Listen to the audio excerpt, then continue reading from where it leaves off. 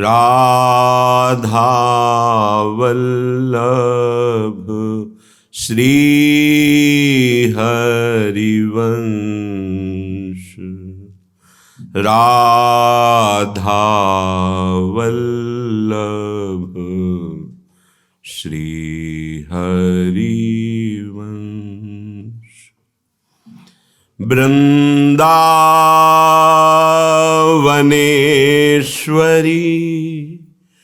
तवैव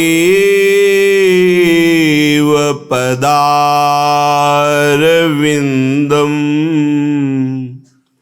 प्रेमामृतैकमकरन्द रसौघपूर्णम्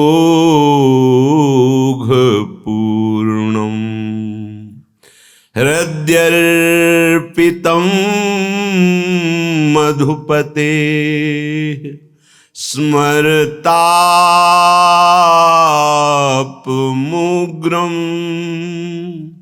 निर्वापयत् परम शीतलमाश्रयामि। निर्वापयत् परम शीतलमाश्रयामि।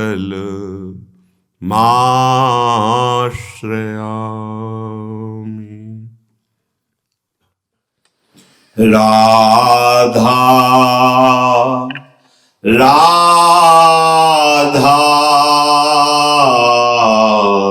राधा राधा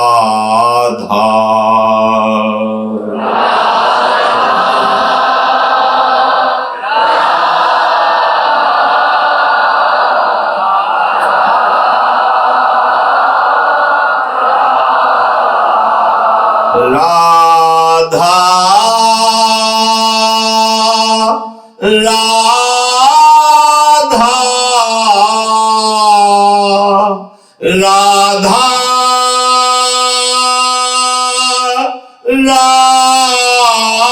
राधा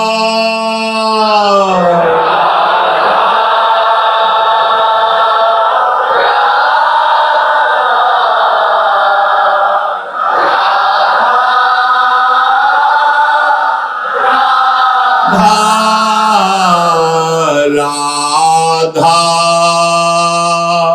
राधा राधा राधा राधा राधा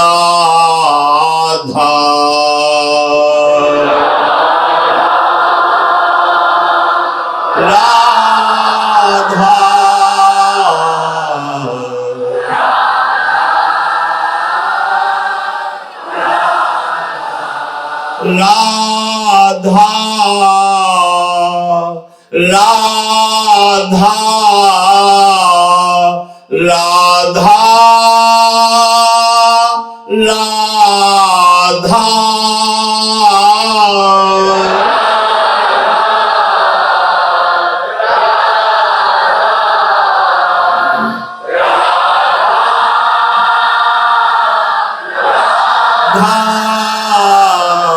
राधा राधा राधा राधा राधा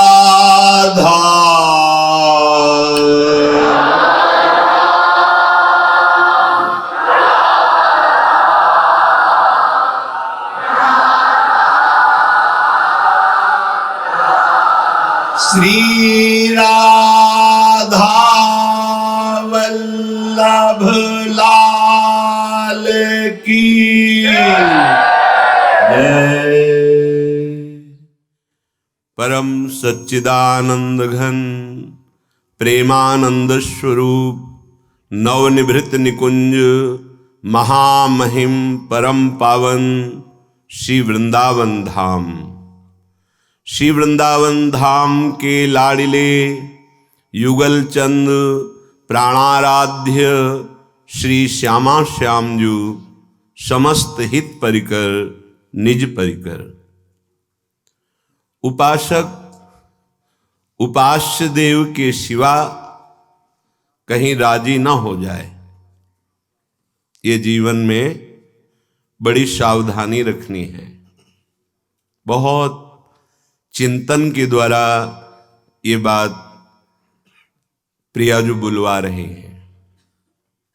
अगर कहीं राजी हुआ तो साक्षात्कार में बाधा पड़ जाएगी। कोई वस्तु, व्यक्ति, स्थान, पद, लोक लोकांतर का कोई भी आकर्षण स्वीकृत नहीं होना चाहिए। आब्रह्म स्तंभ पर्यंतम सर्वम मायामयम जगत। अगर हमें मिलने में किसी से सुख है तो प्रभु के अनुरागी से, अगर हमें किसी वस्तु का महत्व है तो प्रभु को समर्पण करने के लिए, अगर हम किसी में राजी हैं तो वो प्रभु की भागवतिक वृत्ति में, अन्यथा नहीं।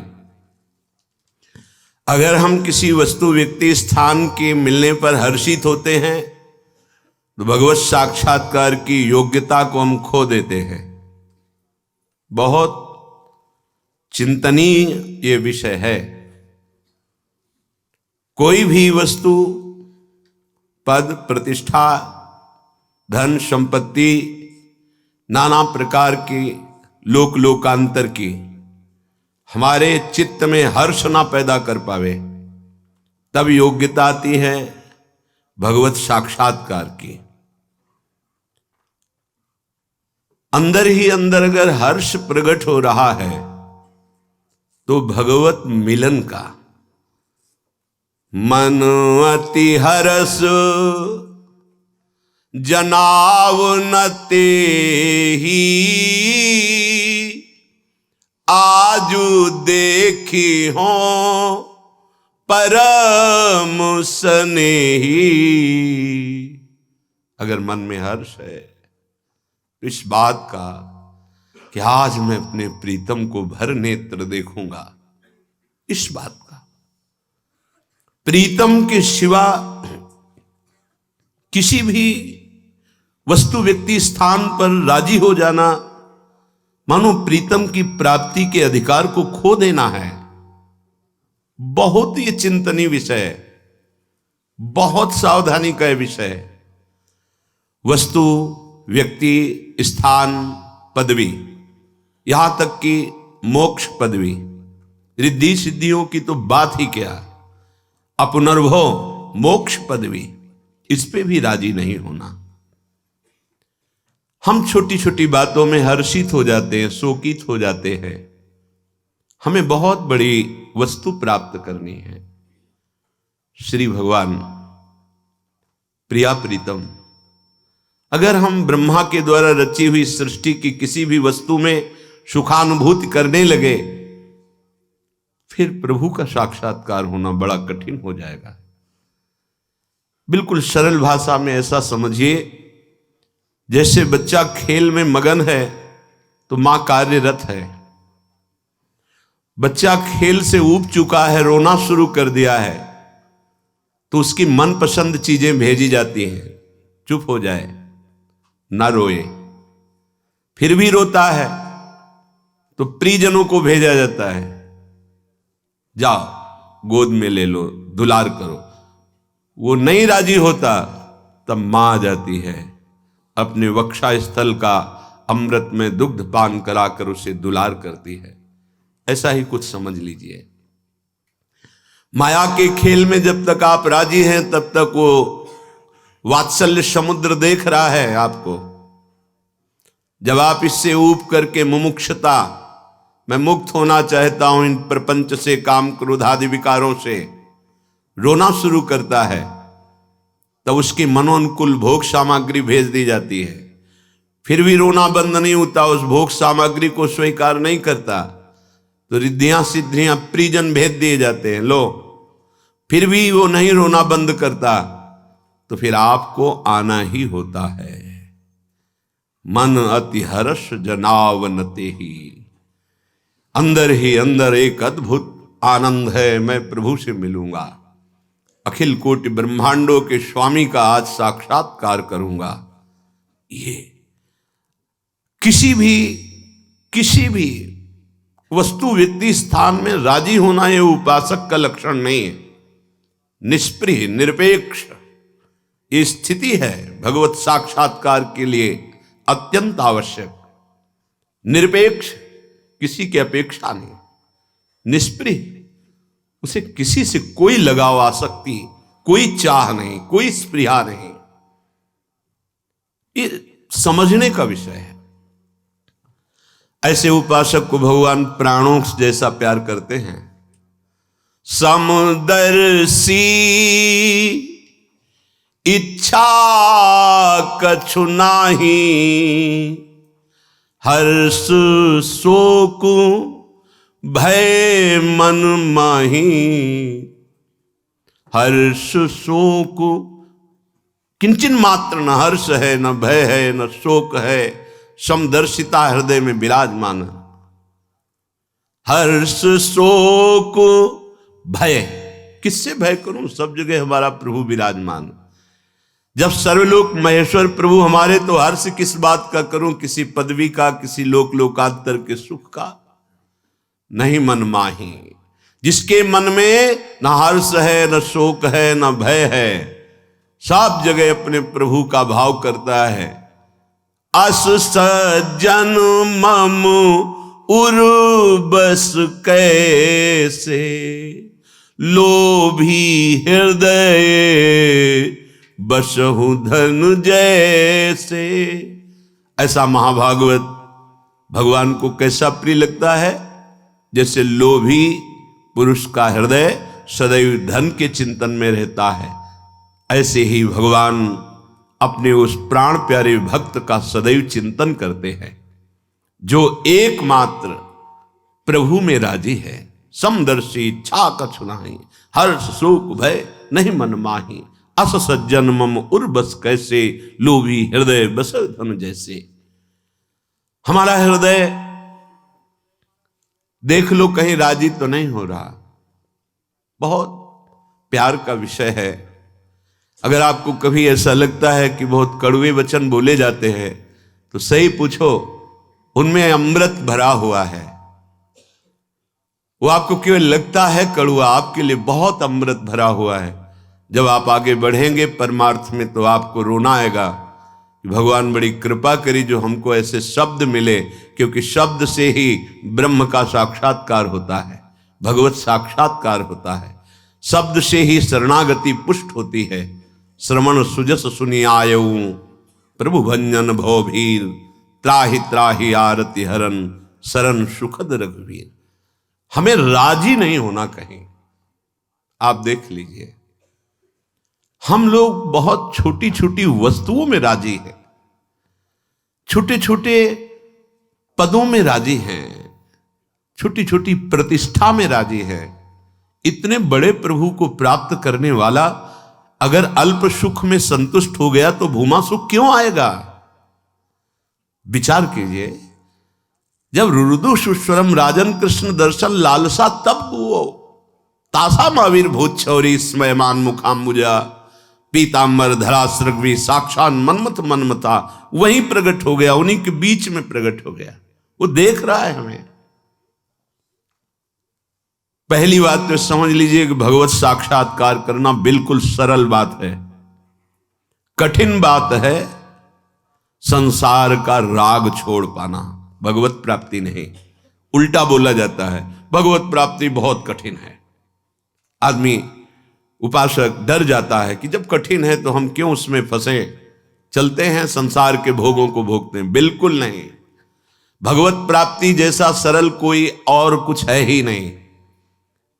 सर्वत्र हैं तो यहां भी हैं, सब में हैं तो हम में भी हैं, सबको प्यार करते हैं तो हमको भी प्यार करते हैं। सर्वशक्तिमान है, इसलिए किसी और के भरोसे और आस की जरूरत नहीं। कितना सरल है प्रभु, कितने अति उदार करुणा वरुणालय हैं। केवल हमको चाह जगानी है इनसे मिलने की, और हमारी चाह को चाह ही नष्ट किए हुए है। अन्य भोगों की चाह, पदों की चाह, नाना प्रकार की इस नानात्व की चाह, हमें प्रभु से मिलन की चाह नहीं जागने दे रहे। ये जो हम सत्संग के द्वारा, गुरुजनों की वाणी के द्वारा घेरे जाते हैं, वो चाह मिटाने के लिए। आपकी चाह मिट जाए, एक चाह जागृत हो जाए, अब मुझे प्रियालाल चाहिए, केवल प्रियालाल चाहिए। प्राण, धन, जीवन, सर्वस्व बेच दिया प्रिया प्रीतम के चरणों में, समर्पित कर दिया। मेरा कुछ नहीं, अब मुझे केवल प्रियालाल चाहिए। ये बात लाने के लिए ही सत्संग होता है, साधना होती है, शास्त्र स्वाध्याय होता है। समझिए, एक भी वृत्ति कहीं बाहर प्रिया प्रीतम से जाने न पावे, यही सत्संग का सार है, यही साधना का सार है। समस्त साधना का सार एक शब्द में समझ लीजिए, निरंतर भगवदाकार वृत्ति रहना। अब हमारी वृत्ति संसार में है, विषयाकार है, देहाकार है, भगवदाकार कितने मिनट है? ईमानदारी से देखिए, आपकी अंतर्वृत्ति कितने मिनट भगवदाकार है? हम हरिदास हैं, वैष्णव हैं, विरक्त हैं या गृहस्थ हैं, पर हैं तो भगवान के। कितने मिनट वृत्ति भगवदाकार रहती है, आप खुद निर्णय कीजिए। जबकि वैष्णवता, विरक्तता, शास्त्र सिद्धांत का पालन, गुरुदेव की वचनों के अनुसार चलना, इन सब का फल है मुरारि पादार्पित चित्त वृत्ति। एक एक वृत्ति कृष्णाकार, प्रियाकार, भगवदाकार। इसीलिए डांट लगती है। आप अपनी वृत्तियों को समेटने के लिए आए हो, फैलाने के लिए नहीं। जितना वृत्तियों को समेट लोगे उतने धनवान हो जाओगे, बलवान हो जाओगे, महान हो जाओगे। जितना वृत्तियों को फैला दोगे उतने कमजोर हो जाओगे। कोई भी वस्तु, व्यक्ति जो प्रियालाल के चिंतन से हमें दूर करे, वो फैलाव ही है, माया ही है। गो गोचर जहां लगु मन जाई, सो सब माया जानो भाई। प्रार्थना है, बढ़िया अवसर है। एक एक वृत्ति को अब समेट लो, एकमात्र प्रियालाल में लगा दो। राधा राधा राधा। श्रीपाद सावधान कर रहे हैं। महानिरय नीरधिम हृदय निरूप्य नारी वपु विलोक्य परमा पदाम पदमुपागमम संपदाम। आहा। विभाव्य जनरंजनम हरिरसात्मता भंजनम भजो परतिभूषण परम धाम वृंदावनम। भाई, इस शरीर की कुछ रचना ही की गई है ऐसी। स्त्री शरीर पुरुष शरीर को देखकर आकर्षित हो जाना, पुरुष शरीर स्त्री शरीर को देखकर आकर्षित हो जाना, या किसी भी शरीर को काम भाव से आकर्षण युक्त होकर देखना। कह रहे महानिरय, ये तुम्हें महानरक में ले जाएगा। एक मर्यादा बनाई गई है धर्म की, उसके अनुसार चलो। अगर इस आकर्षण में फंसकर पापाचार करोगे तो कह रहे हैं निरवधिम, पता नहीं कितने कल्प तक नरक भोगना पड़ेगा। लोगों को ऐसा भ्रम है कि कहीं कोई नहीं देख रहा, कोई नरक वरक नहीं, मनमानी आचरण कर लो। ऐसा नहीं। तुम्हारे आंख मूंदने से आया हुआ सामने काल थोड़ी टल जाएगा। जिस समय जो हम कर्म करते हैं उसी समय वो बलवान कर्म हमारे सिर के ऊपर बैठ जाता है और समय आने पर विध्वंस कर देता है। जब तक उसका प्रायश्चित नहीं किया जाता या उसको नष्ट नहीं कर दिया जाता भजन बल से, तब तक वो कर्म आपके पीछे पड़ा रहेगा। आपको लोकांतर में कहीं भी जन्म लो, आपको नष्ट करेगा समय आने पर। सत्य शास्त्र सदगुरुदेव की वाणी, श्रीपाद कह रहे हैं, ये समुद्र है माया, जैसे समुद्र में था लेना चाहो तो नहीं ले पाओगे, ऐसे ही भोग कर था लेना चाहो, भोग लो, कितना भोगोगे? कभी आज तक किसी को था नहीं मिली, बस इतना ही भोग का सुख है मैंने जान लिया। नहीं, जब कोई हटाए तो अतृप्त होके हटाए, तृप्त होके नहीं, अतृप्त होके। छक गया ये नाशवान संसार का राग, हर समय जलाता ही रहा, कभी तृप्ति नहीं मिली। अब नहीं, अब लो नशानी, अब ना नशयों, अब तो केवल प्रभु के चरणों की तरफ चलेंगे। ये अनेक विपत्तियां तुम्हें लगती हैं संपत्ति के रूप में, बड़े गूढ़ वचन है। यहां की जितनी भी संपत्ति है दुखालय से प्राप्त की गई है, तो सुख कैसे दे सकती है? जिनको ये भ्रम है कि हम अमुक पद ले लेंगे या अमुक वस्तु व्यक्ति स्थान के स्वामी बन जाएंगे तो हम सुखी हो जाएंगे, इसका नाम दुखालय है। आप कितने धनी हैं आप देख लीजिए, पर इतिहास साक्षी है, चक्रवर्ती सम्राट हुए हैं जहां सूर्य और अस्त उन्हीं के राज्य में होता है। ऐसे ऐसे राजा जिनके बहुत से भोग विलास, बहुत सुंदर सुंदर सब व्यवस्थाएं, अंततो गत्वा अतृप्त होकर इस संसार का त्याग किया। बरबस राज सुत ही नृपदीन्हा, हरिहित आप गवन बन कीन्हा।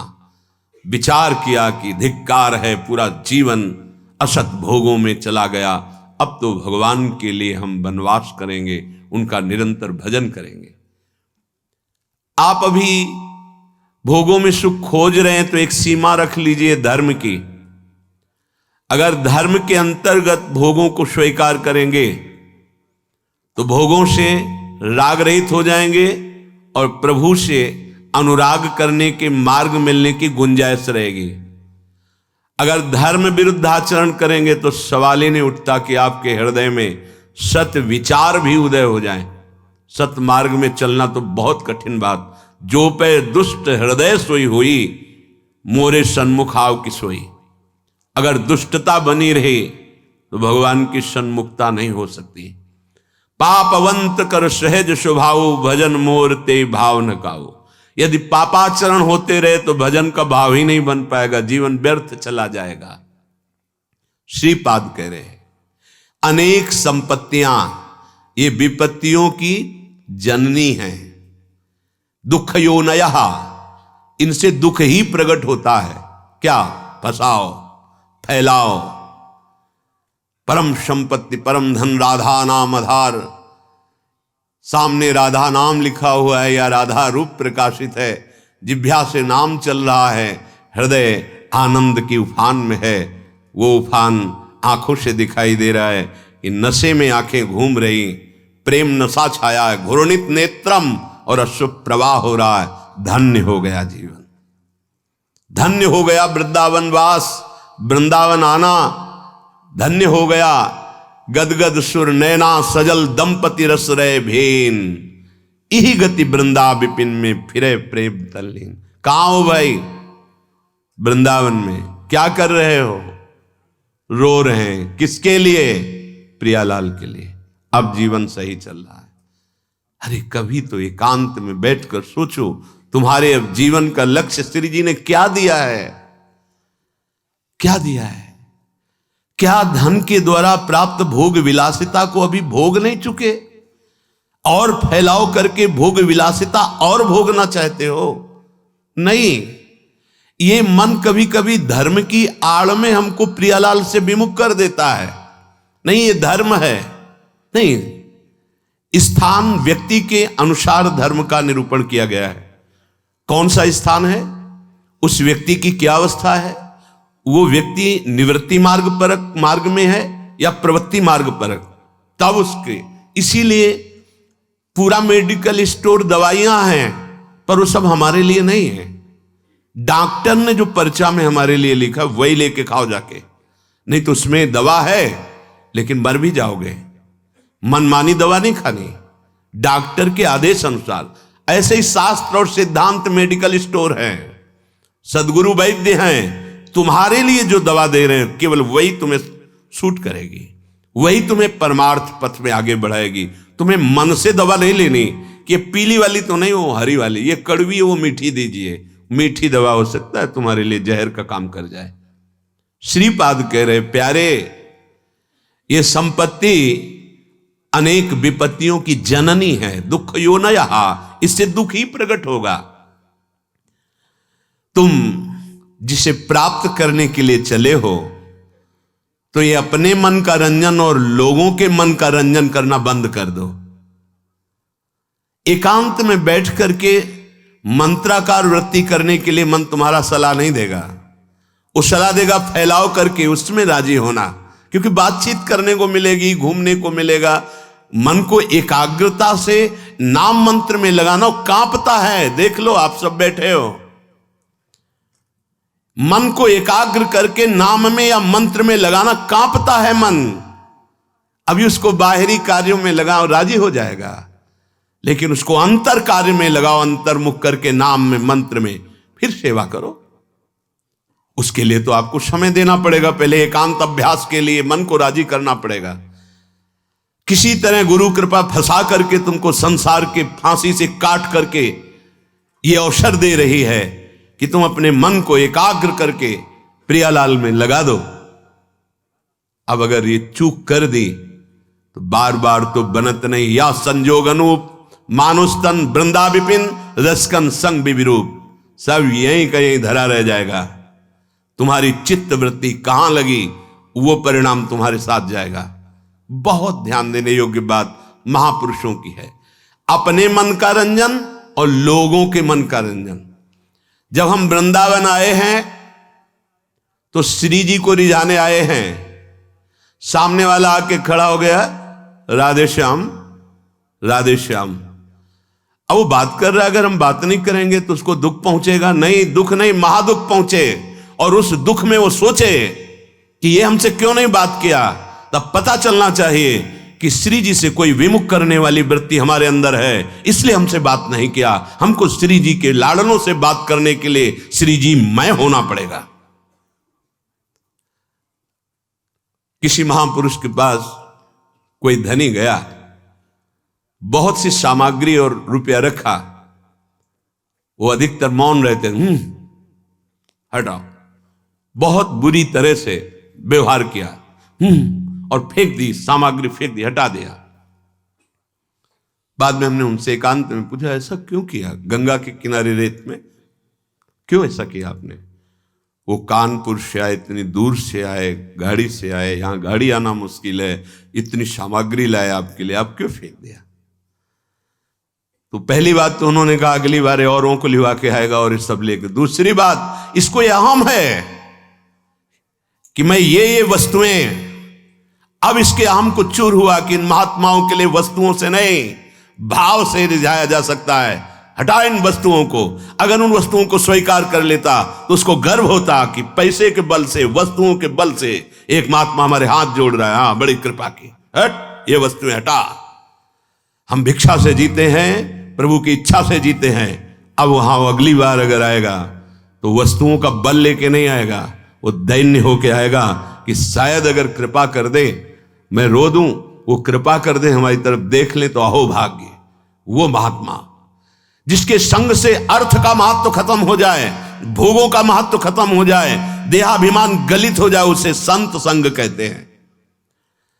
अगर आपने रुपया चढ़ाया, पैसा चढ़ाया और आपका सम्मान हुआ तो आपका रुपया में महत्व बढ़ेगा, ना कि साधुता में। उसके अंदर धन की महत्ता बढ़ाई जा रही है तो क्या होगा? उसका पतन होगा। साधु संग भगवत रंग रंगने के लिए है। कभी इस बात का हृदय में आदर नहीं होना चाहिए। वस्तु, पदार्थ, धन, संपत्ति, ये आदर का हमारे विषय नहीं है। आदर का विषय दैन्यता, भगवत नाम जप, एकांत सेवन, अधिक से अधिक आंतरिक तप में जीवन। आंतरिक शब्द है, आंतरिक तप में जीवन। काम, क्रोध, लोभादि, इनको सह जाना आंतरिक तप है। क्रोध आ रहा है, शांत हो गए, काम आ रहा है, शांत हो गए, सह गए, ये आंतरिक तप है। ये लोगों का रंजन, अपने मन का रंजन, ये हरिरस से विलग कर देने वाला है। अगर हम बात नहीं करेंगे तो नाराज हो जाएगा। तो हम वृंदावन किसके लिए आए हैं? उसके लिए आए हैं या श्री जी के लिए आए हैं? गुरु जी के लिए आए हैं या उस व्यक्ति के लिए आए हैं? अगर हमसे ऐसी चेष्टा हो गई, गुरु थोड़ा भी अनमने हो गए, तुम्हारे पर रह क्या गया? गुरु कृपा बल से ही मोक्ष मूलम गुरु कृपा, या प्रेम गुरुदेव की कृपा। रे मन रसकन संग बिन रंजन उपजय प्रेम। लोगों का रंजन, मनोरंजन या अपना मनोरंजन, ये परमार्थ स्वरूप नहीं है। परमार्थ है मन भंजन। मन मार्या तन बस में कीन्हा, हुआ भरम सब दूर। बाहर से कछ दिखत नाही, अंदर चमके नूर। आपो त्याग जगत में बैठे, नहीं किसी से काम। उनमें तो कछु अंतर नहीं, संत कहो चाहे राम। मन ही मारी तनहारी के वृंदावन में गाज। मारना पड़ेगा मन। हमारा मन एकांत में नहीं लगता है, लगाइए आप एकांत में। एक दिन ये समाज से मन एकांत में रहेगा। बीच हजारों के बीच में बैठा हुआ भी अपने आराध्य देव में रहेगा। इसको अभ्यास में लगाइए। अभ्यास योग युक्तेन चेतसा नान्यगामिना। ये डरना बंद करे उपासक कि अगर हम इससे बात नहीं करेंगे तो नाराज हो जाएगा। किसके लिए तुम आए हो वृंदावन? श्री जी के लिए या व्यापार करने के लिए? श्री जी के लिए या प्रपंच मनोरंजन करने के लिए? ये आपको फाइनल अपने अंदर से देखना होगा।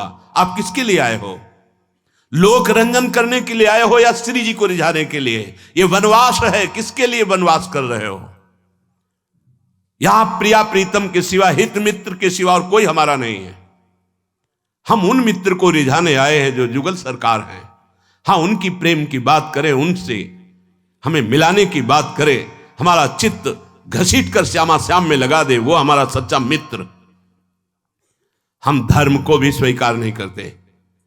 भागवत धर्म के भी ऊपर महान प्रेम धर्म में विराजमान है। त्यज लोक धर्मान वेद धर्मान भागवत धर्मान तब प्रेम धर्मान। कहां फंसे हो? त्यज लोक धर्मान तब महाभागवत धर्मान, भागवत धर्मान फिर प्रेम धर्मान। राधा वल्लभ लाल की बिमल ध्वजा फहरंत, भगवत धर्मो जीत के निज प्रेमा ठहरंत। निज प्रेमा ठहरंत नेम कछ पर सत नाही। कहां भूले हो? हरिरस स्वरूपता की हानि करने वाले जन आपको मिलेंगे, लेकिन हरिरस में डुबो देने वाले, ये बड़ी कृपा। अगर ऐसे जन मिल जाए, बहुत कठिन विषय है हरिरस में डूबना। श्रीपाद कह रहे, विभाव्य जन रंजनम हरिरसात्मता भंजनम। जनरंजन मनरंजन इसके लिए बहुत मिल जाएंगे, लेकिन हरिरस में डुबो दे नहीं। हरिरसात्मता भंजनम, उससे विमुख करने वाले मिल जाएंगे। कोई बिरले ऐसे मिलेंगे जो आपको हरि रस में लगावें, डांट लगा दें। हमारी एक कदम जरा सी भी फिसले हरि से दूर होने की वाली बात हमें नहीं पता है, लेकिन वो हमें डांट लगा दे, नहीं इधर चलो। तो नाचना चाहिए कि अब मेरा कैसे पतन हो सकता है जब हमारे गुरुदेव हमारे आराध्य देव हम पर दृष्टि रखे हैं। नाचना चाहिए। एक कदम भी हमको फिसलने नहीं देंगे। बलिहार है कि आपने अपनी करुणा से हमको ऐसा पकड़ा है। भजो परति भूषण परम धाम वृंदावनम। श्रीपाद कह रहे हैं, यदि आप इस रस को प्राप्त करना चाहते हैं तो वैराग्य रस, योग रस, साधना रस का सबसे बड़ा परिणाम प्रेम रस, और उस प्रेम रस को प्रदान करने वाला परम धाम वृंदावनम। ये परम धाम वृंदावन आपको मिला है। श्री वृंदावन दास जी महाराज एक पद में वर्णन करते हैं, राधा कानन शरण मना परी, टरी जाती है आयु रात दिन, रसना प्रेम सहित कही हरि हरि, राधा कानन शरण मना परी। ईमानदारी से यदि तुम्हारा श्वास के साथ मंत्र नाम जब चल रहा है तो माला मत लीजिए, हमें कोई परेशानी नहीं। लेकिन बेईमानी नहीं, अगर मंत्र नाम नहीं चल रहा तो हाथ में माला होना चाहिए। ये तुम्हारी बड़ी सावधानी की वृत्ति पैदा करेगा माला, ये कोई खिलवाड़ नहीं है। अगर वास्तविक ईमानदारी से आपका निरंतर नाम मंत्र श्वास के द्वारा चल रहा है तो प्रणाम है, हम इस पर जोर नहीं देते। और अगर आपका नहीं चल रहा तो बेईमानी मत कीजिए। माला से बहुत नाम जब बढ़ता है, एक एक श्वास सावधानी पूर्वक चल रहा तो ठीक है, नहीं तो मन है 2-4 नाम चलाएगा, भाग के संसार में भटकेगा और फिर तुम्हारा मन प्रपंच में फंसा देगा। बहुत सावधानी की जरूरत है। एक एक श्वास में जब 20 वर्ष अभ्यास किया गया है तो दिल के धड़कन के साथ वो चलता है। उसे माला की जरूरत नहीं, ना अंगुली से गिनने की जरूरत है, ना सोचने की जरूरत है, ना चिंतन की जरूरत है। जैसे एक विषयी पुरुष का स्वाभाविक विषय चिंतन होता है, ऐसे एक महाभागवत का स्वाभाविक अभ्यास सिद्ध होने पर नाम मंत्र रूप लीला ऐसे चलता रहता है। अभी प्रारंभ की साधना में प्रवेश भी नहीं हुआ, ना हाथ में माला है, ना भगवत चिंतन की वृत्ति है, खाली बैठे हैं तो प्रपंच का चिंतन होगा। कई बार कहा है, नियम रूप में दिया है, पर जब आप स्वीकार नहीं करेंगे तो कैसे चलेगा। आपके हाथ में चाहे आजकल वो नया चला है काउंटर, ऐसे अंगुली में फंसा लिया, कितना बढ़िया है। एक कम से कम मन को अच्छा लग रहा है कि 10,000 नाम हो गए, उसको सुख मिल रहा है। प्रियालाल के 10,000 नाम जप लिए, आज 11,000 जप लिए, आज 20,000 जप लिए। ये बोले इससे अभिमान बढ़ेगा। हम कह रहे हैं ना, ये अभिमान बढ़ना चाहिए और लोभ बढ़ना चाहिए कि आज 10,000 किया, कल 15,000 करेंगे, 20,000 करेंगे, 1 लाख अब कल, अब 1.5 लाख होने लगा है। बड़े अहोभाग्य। अरे मंगल में प्रभु के नाम का हृदय में संचय करने का भाव आ जाए। अब ऐसे जब स्वाभाविक नाम चल रहा है तो धन्याति धन्य, नहीं चल रहा तो आप अपने साथ बेईमानी मत कीजिए। टरी जाती है आयु रात दिन, ये भगवान भुवन भास्कर उदय होकर आपकी जीवन को नष्ट कर रहे। दिन गया, रात्रि आई, रात्रि गया, अब पता नहीं दिन पूरा हो कि आज का ना हो। सच्ची बात, बड़ा भयावह है ये मृत्यु लोग। ऐसी कल्पनाएं प्लानिंग हो रही कि लगता है अजर अमर हम हैं। आगे से आगे की 7 पीढ़ी सुख भोगते रहे, इतना व्यवस्था कर ले हम। 7 मिनट का भरोसा नहीं कि जिनके लिए हम 7 पीढ़ी की सोच रहे हैं वो 7 मिनट रहेंगे कि नहीं, या जिससे सोच रहे ये रहेगा कि नहीं। बड़ा भयावह विषय। तुम्हें भय नहीं लग रहा?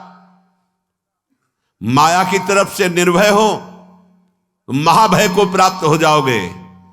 भजन की तरफ वृत्ति जोड़ो, फिर निर्भय हो तो परमानंद को प्राप्त हो जाओगे। टरी जाती है आयु रात दिन, रसना प्रेम सहित कही हरि हरि हरि, राधा कानन शरण मना परी। मन से और तन से यदि वृंदावन का सेवन करने का सौभाग्य मिला है, तन से तो वृंदावन वास हो ही रहा है, पर मन से भी करो। कैसे होगा? तो बोले रसना हरि हरि, जिह्वा हरि हरि नाम, राधा राधा राधा, कृष्ण कृष्ण कृष्ण, ये रटना प्रारंभ करो। ना हाथ में माला है, ना मन में मंत्र चल रहा है, ना नाम चल रहा है, असंतुष्टता होती। किसके साथ तुम धोखा कर रहे हो?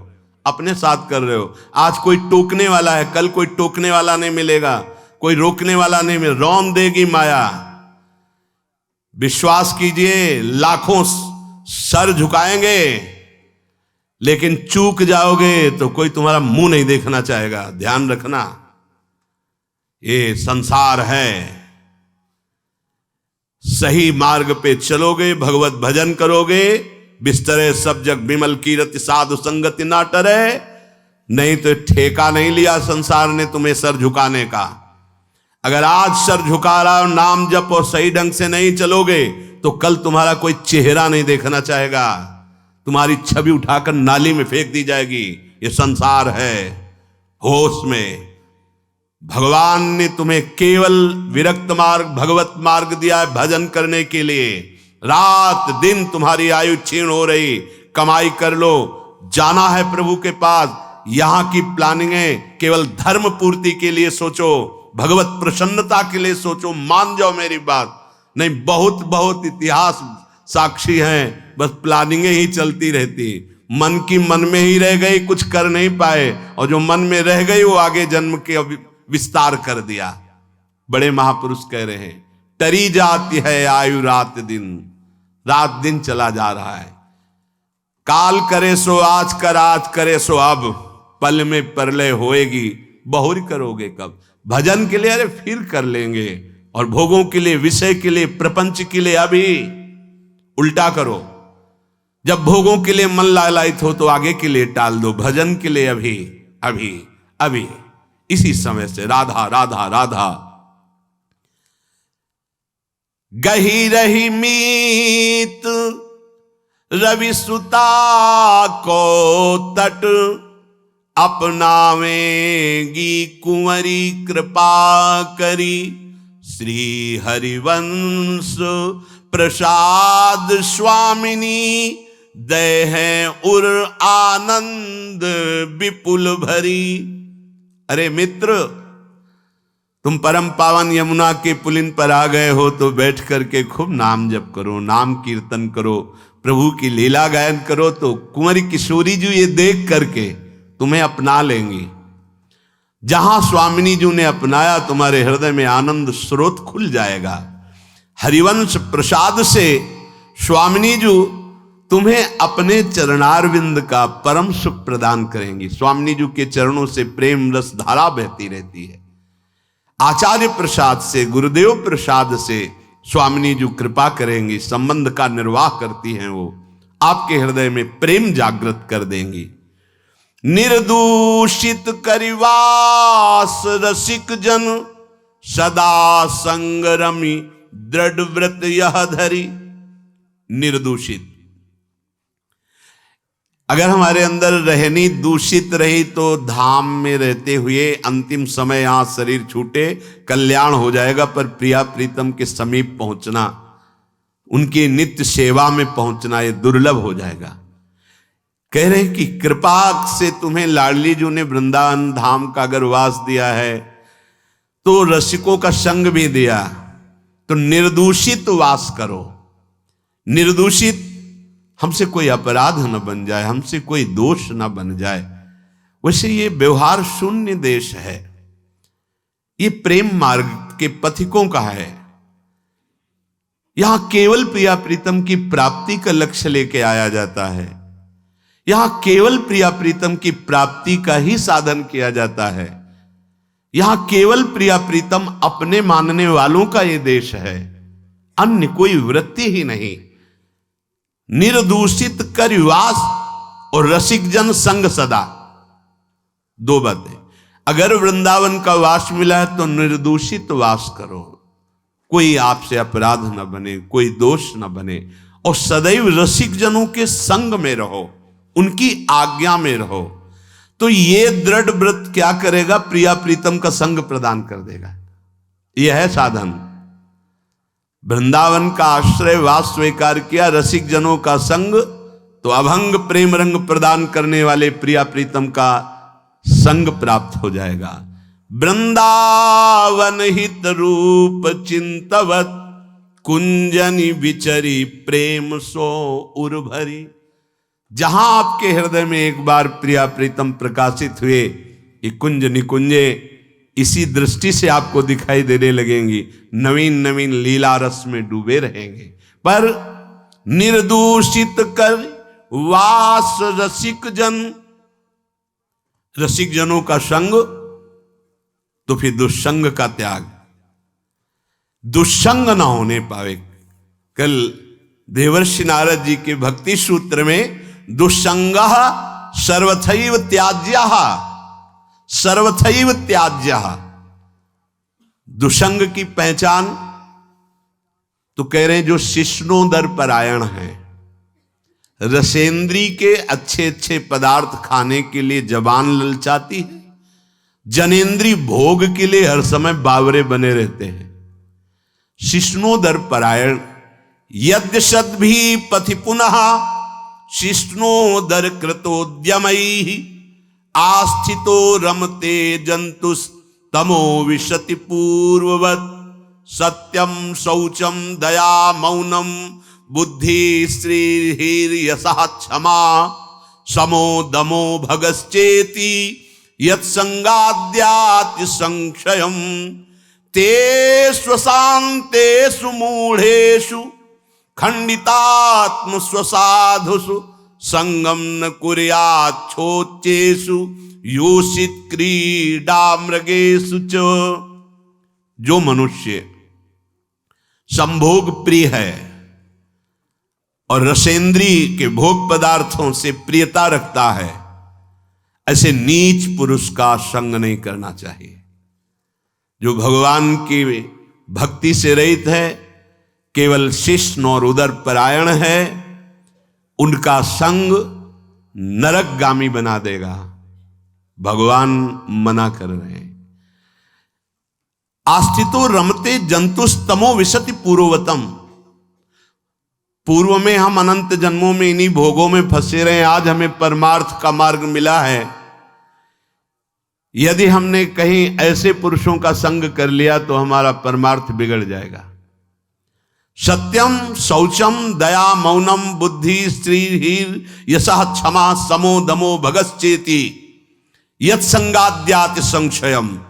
ऐसे दुष्ट संग से हमारे जीवन में सत्य का अभाव हो जाएगा। सत्य बोलना, सत्य मार्ग में चलना, सत्य चिंतन करना छूट जाएगा।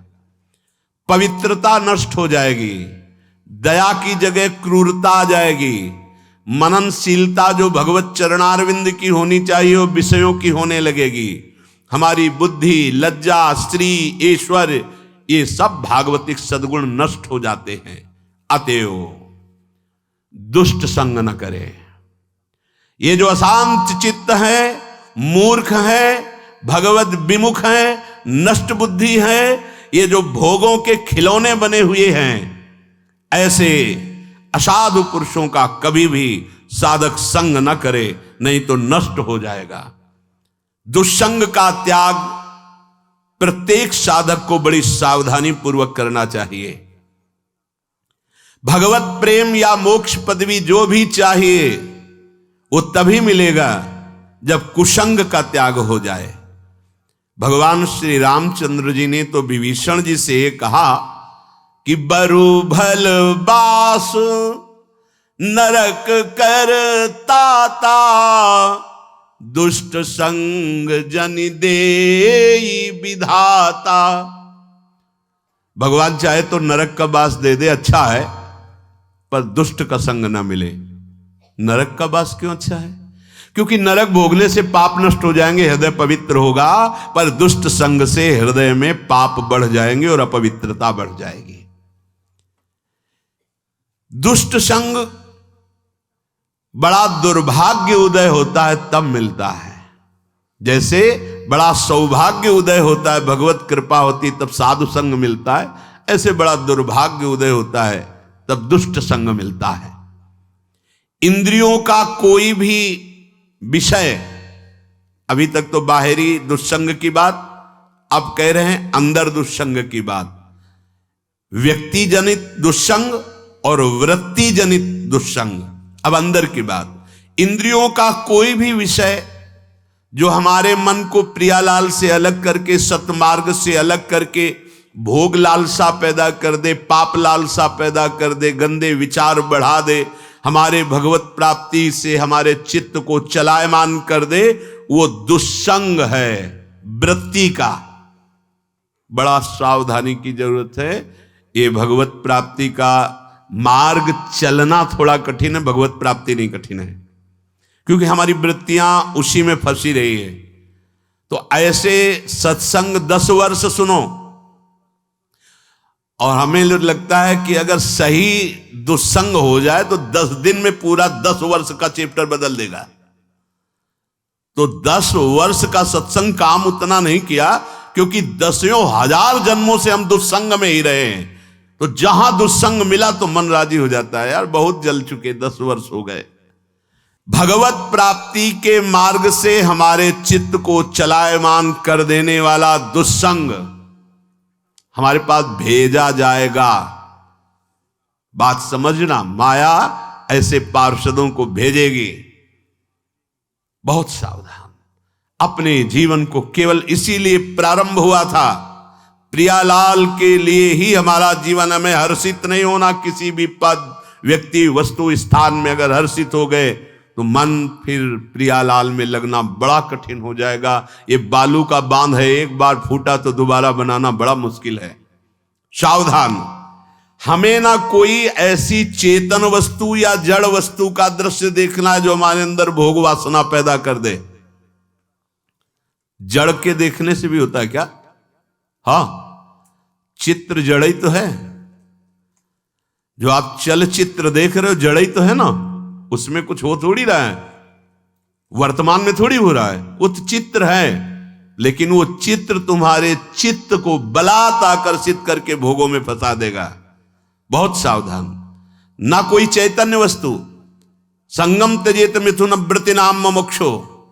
मैथुन धर्म से युक्त किसी भी प्राणी पर दृष्टि जाए तत्काल मानसिक प्रणाम करके हटा लीजिए। दोबारा दृष्टि गई तो पतित हो जाओगे, संकल्प विकल्प होने लगेगा। इसीलिए साधक अपनी दृष्टि पर शासन रखता है।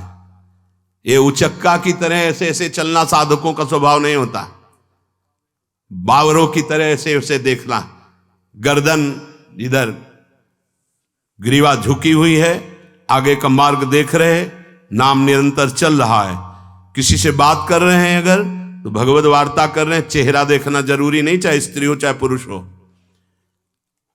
जब आपको पता है कि हमारे पूज्य जन है तो हम उनका दर्शन करते हैं, नहीं तो चरणों तक सीमित है। ऐसे बात की चल दिया, कोई भी रूप हमारे नेत्रों ने नहीं पकड़ा तो प्रियालाल के रूप में तन्मयता बढ़ेगी।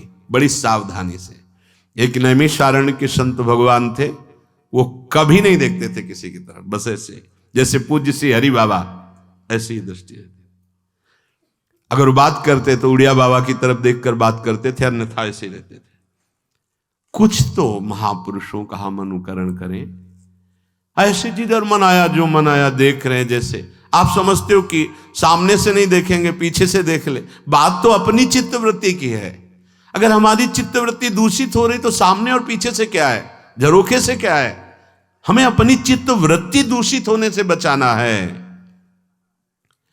हम ना कोई ऐसी चर्चा सुने, ना कोई ऐसी चर्चा करें, ना ऐसे स्थान में जाएं, ना ऐसी पुस्तक पढ़े, ना ऐसा दृश्य देखे, ना ऐसा चित्र देखे, ना ऐसी वस्तु खाए, ना ऐसी कोई सूंघने की वस्तु ले जिससे हमारे अंदर प्रमाद स्थिति आ जाए और इंद्रियां विषयों की तरफ प्रबल हो जाएं। ये सब दुस्संग माना जाएगा। याद रखना चाहिए, अच्छे और बुरे भावों की उत्पत्ति, ये 10 बातें प्रधान होती हैं। आपके अंदर अच्छे भाव आ रहे या बुरे भाव आ रहे तो उनमें 10 बातें प्रधान हैं। पहला, स्थान। आप कहां बैठे हैं, कहां रह रहे हैं, किस जगह खड़े हैं, आपको स्थान देख करके ही बर्ताव में उतरना है। जैसे मदिरालय है, आप वहां खड़े होंगे तो तमोगुण अपने आप बढ़ने लगेगा, आसुरी प्रवृत्ति बढ़ने लगेगी। ऐसे ऐसे जिस स्थान पर खड़े होने से, देखने से, बात करने से हमारी वृत्ति बिगड़ रही, उस स्थान का तत्काल त्याग कर देना चाहिए, वहां से हट जाना चाहिए। पहला है स्थान। जैसे सत्संग, यमुना जी का एकांतिक पावन तट, किसी लता के नीचे, किसी संत भगवान के सानिध्य में, अब हमारा ये स्थान भजन वृत्ति बढ़ाएगा।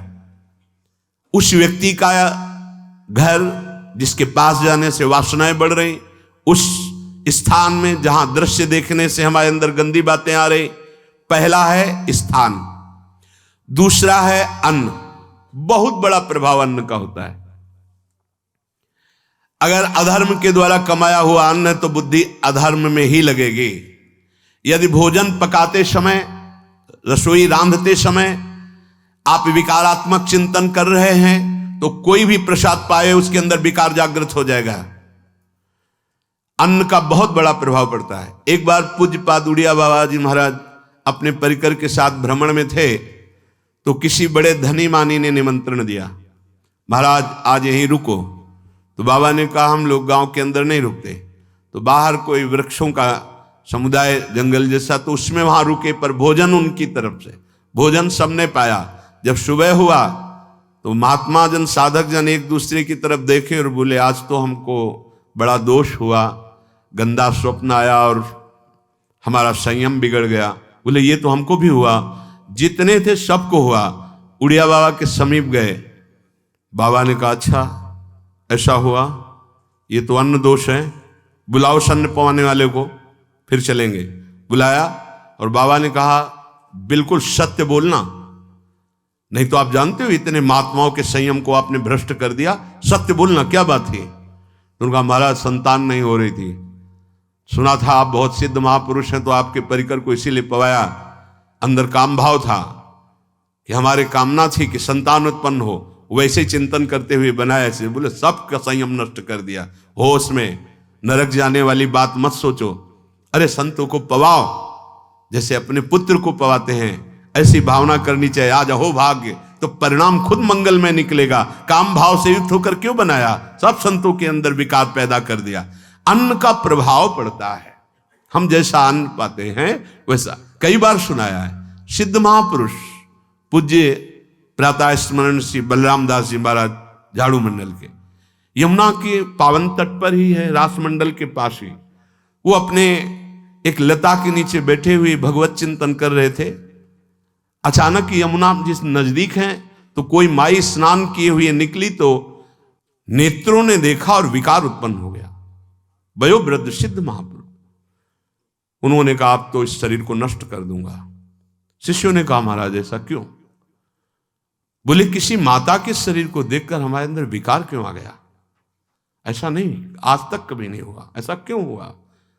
उनका महाराज आपस में सब शिष्यों ने कि कुछ ना कुछ तो खान पान में गड़बड़ी हो गई तभी ऐसा हुआ। बाबा आज परिक्रमा करते हैं वृंदावन की, बाद में आप जो आदेश करेंगे जैसा करेंगे, पहले परिक्रमा।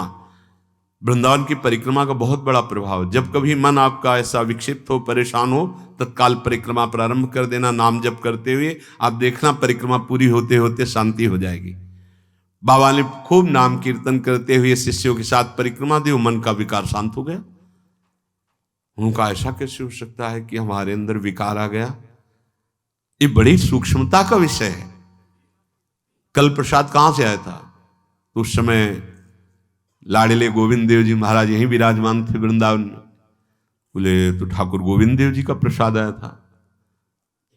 लकुट उठाई, गए वो तो भगवत स्वरूप तस्मित तज्जने भेदा भावात, भगवान और भगवान के ऐसे जनों में भेद नहीं होता, वो भगवत स्वरूप होते हैं। गए और कहा बताओ आपका प्रसाद न पावे तो अपराध लगे कि प्रसाद नहीं पाया, और प्रसाद पावे तो हमारे अंदर काम जागृत हो जाए, हम तो मरे ना दोनों तरफ से। तो ठाकुर जी बात कर रहे थे, दूसरों को नहीं सुनाई दे रहा था।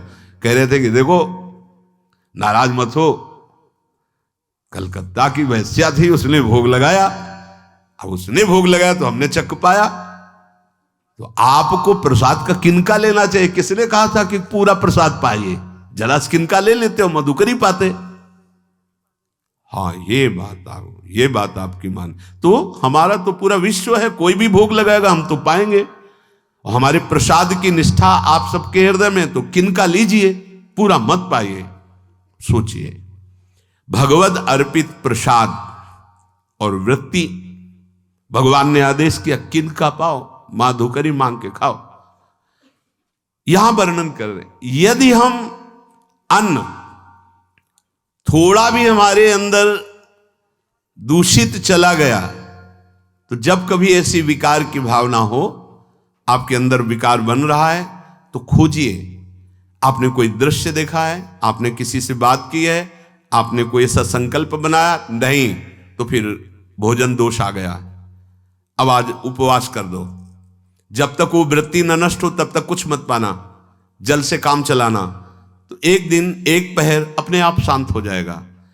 अगर बहुत विकलता हो रही तो नाम कीर्तन शुरू कर दो, भोजन मत पाना, नाम कीर्तन शुरू, बिल्कुल शांति मिल जाएगी, बिल्कुल। और ये तो उदाहरण महापुरुष इसलिए देते कि हम सावधान रहें। हमारे अच्छे भाव या बुरे भाव में ये 10 बातें बहुत प्रभाव डालती हैं। पहला स्थान, दूसरा अन्न, और तीसरा जल।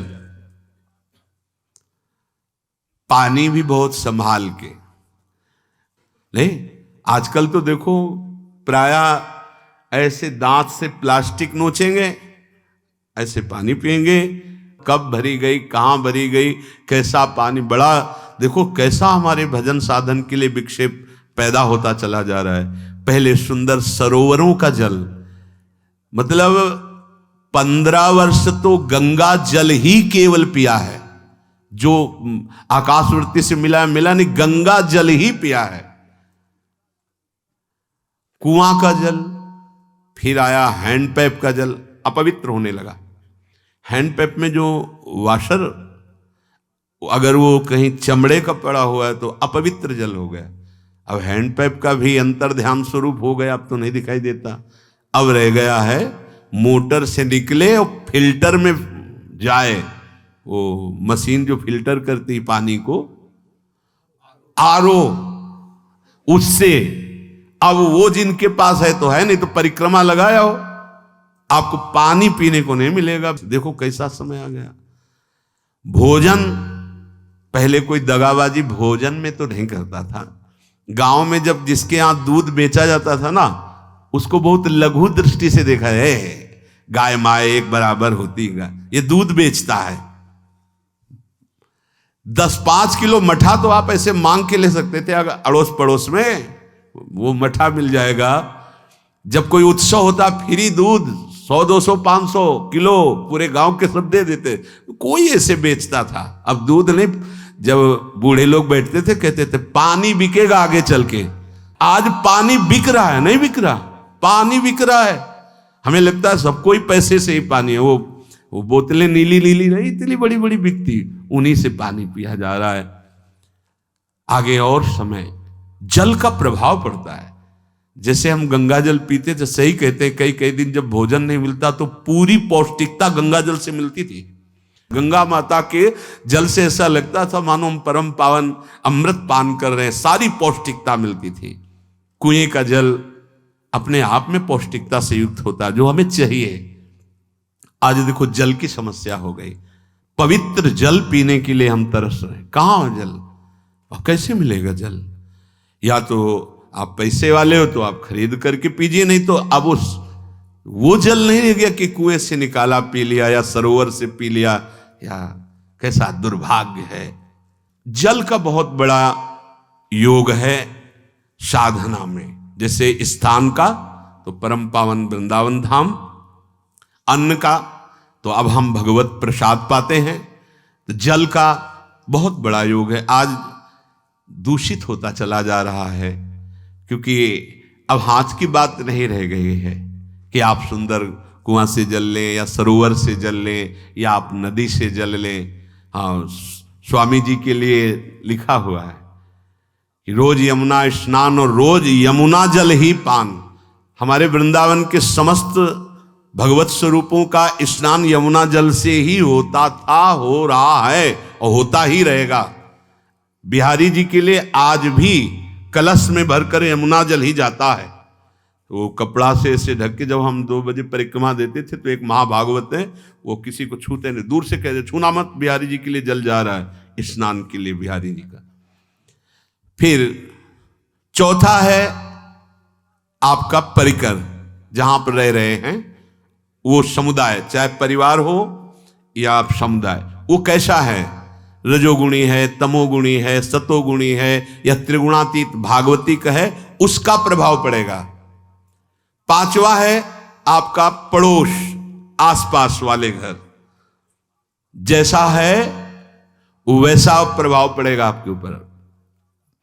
पड़ोस निंदनीय है तो बंधन से युक्त होना पड़ेगा।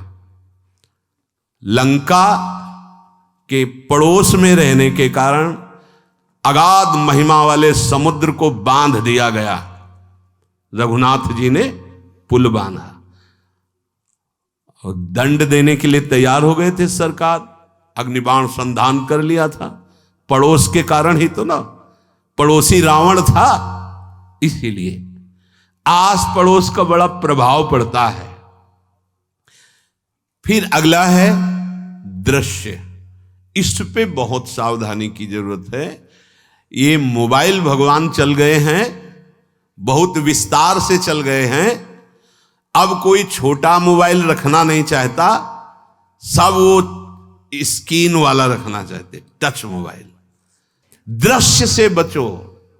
बच्चों, जवानों, बूढ़ों, सबकी वृत्ति जो माया आकर्षित करती, जो दृश्य हम देखने के लिए अंदर से उल्लसित है, वो मोबाइल में सब है, चाहे भागवतिक और चाहे सांसारिक। तो भाई देख लो, गुण दोष में संसार है। अगर आप दोष ग्रहण करना चाहते हो तो दोष ले लो, गुण तो गुण। बहुत बहुत खतरनाक विषय है और बहुत लाभदायक विषय है। किसी संत की वाणी एक बार समझ में नहीं आई, अगर हम 10 बार सुने तो समझ में आ जाएगी। ये लाभदायक है। कभी कोई किसी से बात करनी, पहले जाए तो पोस्ट कार्ड चलते थे, एक कार्ड, वो 15 पैसे का इतना बड़ा वाला आता था, 25 पैसे का बंद वाला लिफाफे में आता था, नीले नीले कागज का 15 पैसे वाला कार्ड। उसमें चिट्ठी जाती थी महीनों में। कभी यहां 1 मिनट में अमेरिका से बात कर लो, कितनी बढ़िया बात हो गई। उसका दुरुपयोग ना करो। अब हमारी इतनी चंचल वृत्ति है कि दुरुपयोग करने के लिए उत्साह बढ़ जाता है।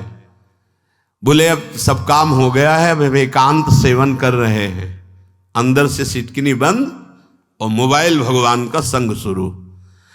2-4 मिनट सत्संग और अच्छे दृश्य देखे, फिर बगले में वहां सब होता है कि आप बस उसको ऑन कीजिए, फिर जो मनोरंजन शुरू होता है, फिर उपासक मिटिया मेट हो जाता है। ये बहुत सावधानी की बात कह रहे हैं। वैसे हमें लगता है यदि आपको इस बड़े कार्य वाले ना हो तो छोटा मोबाइल रखे तो अच्छा रहता है। तो इसलिए ये एक ऐसा कलयुग भगवान ने रचा है कि बचा पाना बड़ा मुश्किल है। इससे वृत्ति को बचाओ, जो बचा ले गया वो आगे साधना कर सकता है। बहुत सावधान बच्चों। हमें लगता है यदि आपका मन चंचल हो, आपके शासन में ना हो, तो स्क्रीन वाला मोबाइल अपने माता पिता को दे देना चाहिए। और हम कहते रखो, छोटा वाला रखो। कभी कोई आपत्ति विपत्ति या सूचना देनी हो, बढ़िया काम करता है। जरूरी नहीं है इतना बड़ा लेके चलना। हाँ, अगर आपको बहुत राजकीय विभाग के कार्य हैं तो बात अलग है कि कौन सी सामान कहाँ कैसे, तो वहां से वीडियो भेज रहा है, वो चेक कर रहा है, यस हाँ ठीक है अब चलाओ। अपने को क्या काम है?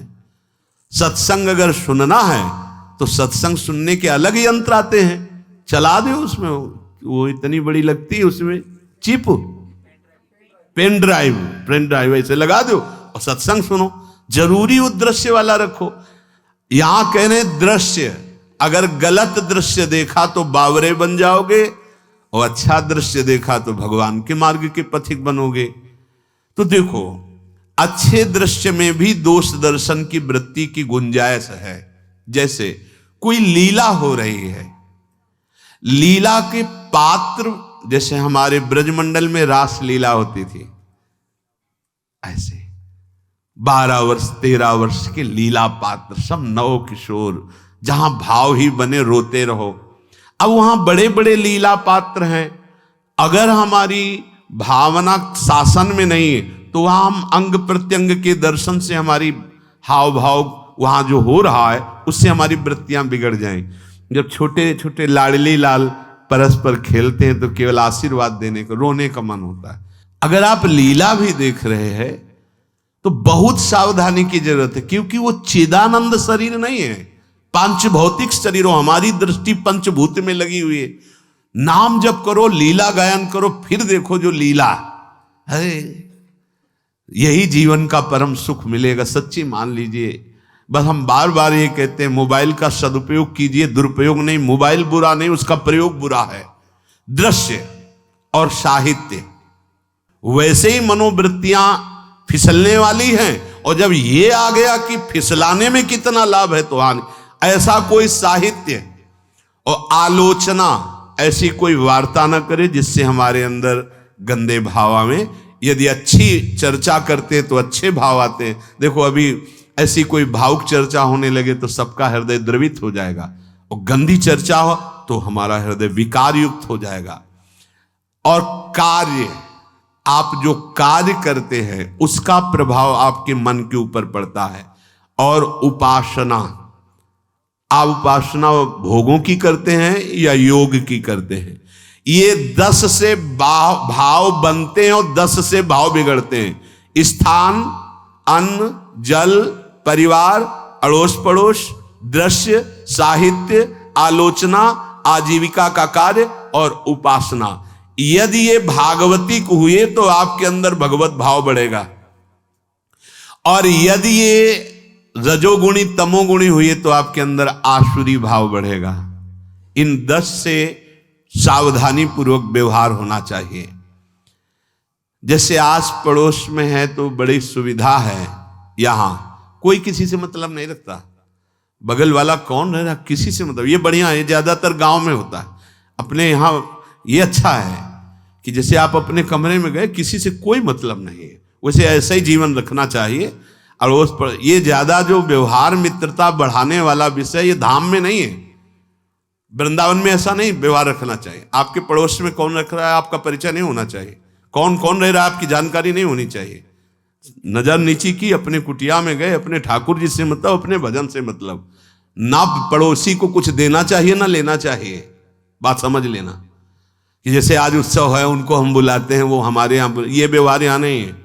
बनवासी हो, ठाकुर का भोग लगाया, और अगर आपको बांटना है तो बाहर निकलो, आधा किलोमीटर दूर ऐसी जगह बांटो जो तुम्हें राधे श्याम दोबारा ना बोले। फिर वो तुम्हें बुलाएगा, फिर वो बैठेगा, फिर प्रपंच की बातें होंगी, निंदा स्तुति की होंगी, फिर बड़ी संगोष्ठी होती है, पता चलता है। क्या फायदा ऐसे जीवन से? आप वनवासी हो, समय एकांत में दीजिए, अपनी कुटिया में बैठिए, नाम जप कीजिए, निकलिए, सत्संग सुनिए, ठाकुर दर्शन कीजिए, परिक्रमा कीजिए, फिर अपनी कुटिया में। ज्यादा व्यवहार में नहीं उतरना चाहिए। ये वनवास है, वृंदावनवास। सत्संग का सेवन, रजोगुण तमोगुण का त्याग, तो दुष्संग से आप बच जाएंगे। दुष्संग से बचने का मतलब है काम क्रोध मोह स्मृति भ्रंश बुद्धिनाश सर्वनाश कारणत्वात्। देवर्षि नारद जी कहते हैं, अगर दुष्संग का त्याग हो गया तो आप काम का, क्रोध का, मोह का, जो हमारी भगवत स्मृति का नाश कर देते हैं, जो हमारी बुद्धि का नाश कर देते हैं, जो हमारे सर्वनाश करने वाले हैं, इनका त्याग कर पाएंगे। कुसंग अगर हो गया तो इनका त्याग नहीं हो सकता, बहुत कठिन हो जाता है। भगवत संबंधी तत्वबोध होना या भगवत रहस्य लीला में प्रवेश पाना, जो अपनी इंद्रियों को भोगों में तृप्ति कराने की कोशिश कर रहे हैं, उनका चिंतन भोगों का ही होगा, तो कैसे तत्वबोध होगा, कैसे लीला में प्रवेश होगा? बस ध्यान देना है, कैसे हो पाएगा? क्योंकि जिस चित्त वृत्ति से भगवदाकार हमें वृत्ति करनी थी, वो तो हमने भोगों के चिंतन में लगा दी, भोग क्रियाओं में लगा दी। एक स्थिति होती है जब आपकी चित्त वृत्ति भगवदाकार हो गई है, तो व्यवहार में रहते हुए भी विषयान ग्रहणंत मुंचंत वा, खान पान, उठना बैठना, है सब बाहरी क्रियाएं हो रही हैं, अंतर से वो अपने आराध्य देव में सदैव स्थित रहता है।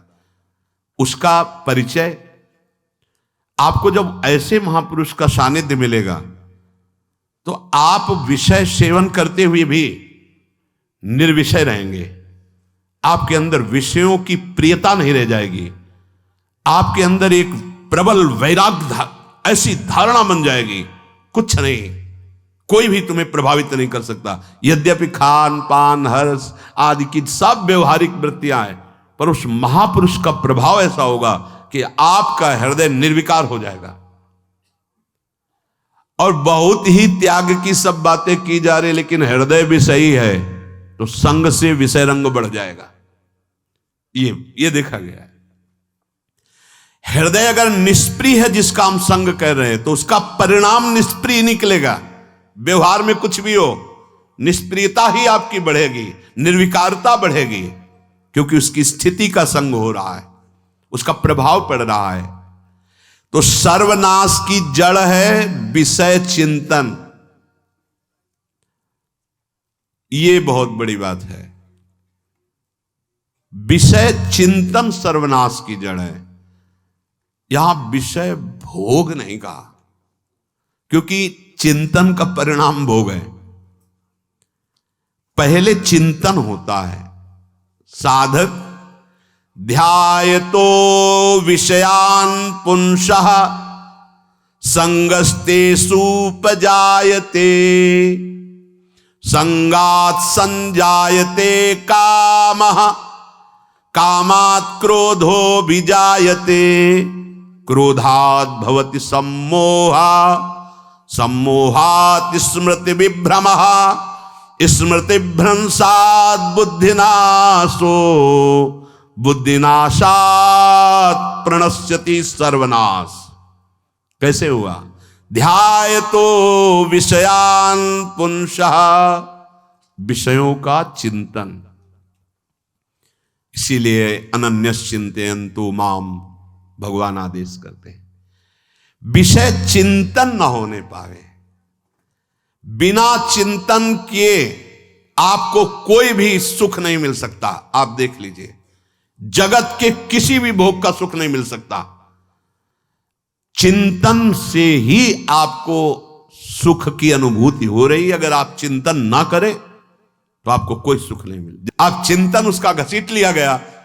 अगर सुख होता तो भोग में मिल जाता, नहीं मिला। क्यों? कि बोले चिंतन नहीं।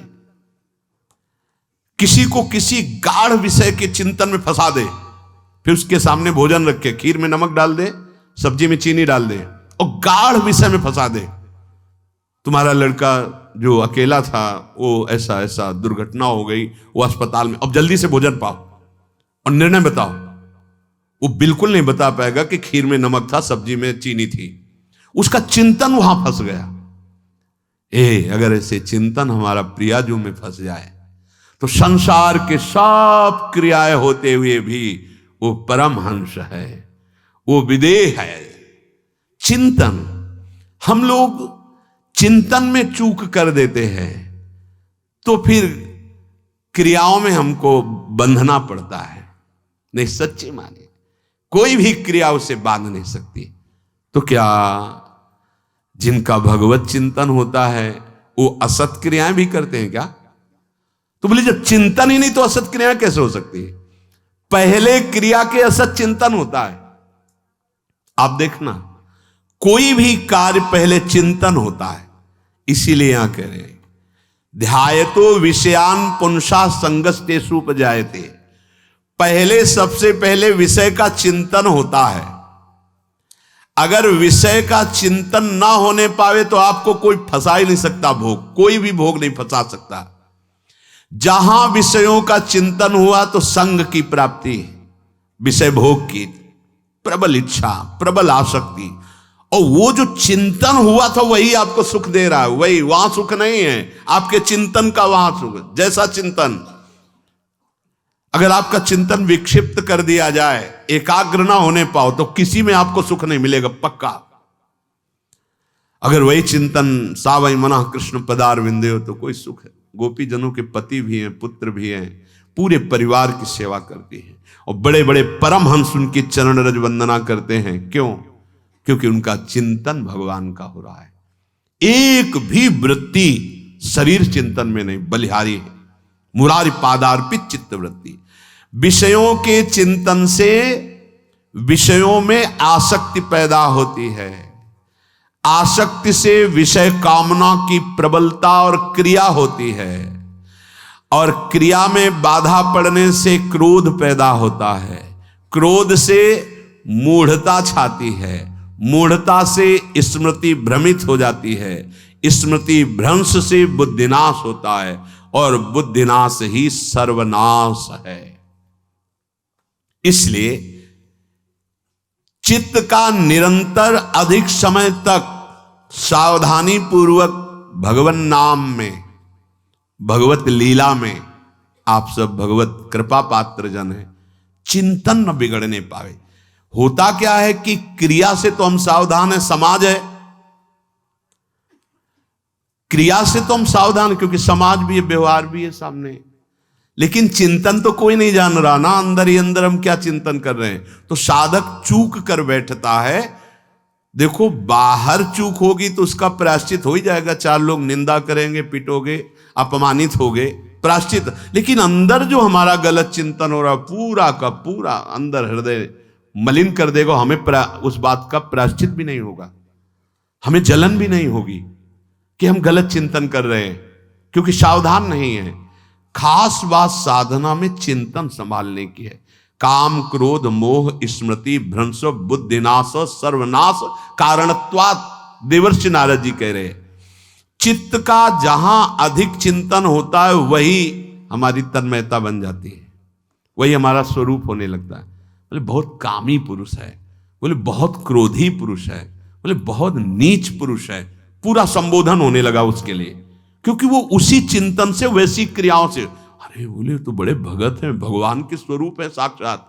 जो हम अधिक चिंतन करते हैं वही क्रियान्वित होता है, जो क्रिया होती, चिंतन होती, वैसे हमारा स्वरूप बन जाता है, वैसे हमारी स्थिति हो जाती है। सांसारिक विषयों और विषयी पुरुषों का शरीर संग, वाणी संग, मन के द्वारा संग, ये आपके अंदर विषय चिंतन बढ़ा देगा, विषय क्रियाओं में लगा देगा। इसलिए बहुत सावधान। विषय में कोई ताकत नहीं है, विषयासक्ति दुर्गति कर देती है। एक बार देवर्षि नारद जी जनक जी से कहा कि आप विदेह राज कैसे हैं, पत्नी भी है, परिवार भी है, सब वैभव भी है, वो आप एक राजा होते हुए विदेह राज। उनका आज विश्राम कीजिए, कल सुबह चर्चा करेंगे। तो रात्रि में अपने शयन गृह में देवर्षि नारद जी को शयन कराया और अपनी अर्धांगिनी से कहा कि आप जाकर शयन कीजिए देवर्षि नारद जी के साथ, जो आज्ञा। अब वहां देवर्षि नारद जी के समीप जब नारद जी ने देखा कोई स्त्री, तो शकिल गए और शकिल गए। वो तो आज्ञा जैसी हुई थी, जब दीवाल मिली तो दीवाल की तरफ मुंह करके लेटे रहे। अर्धरात्रि में उठी और चली गई।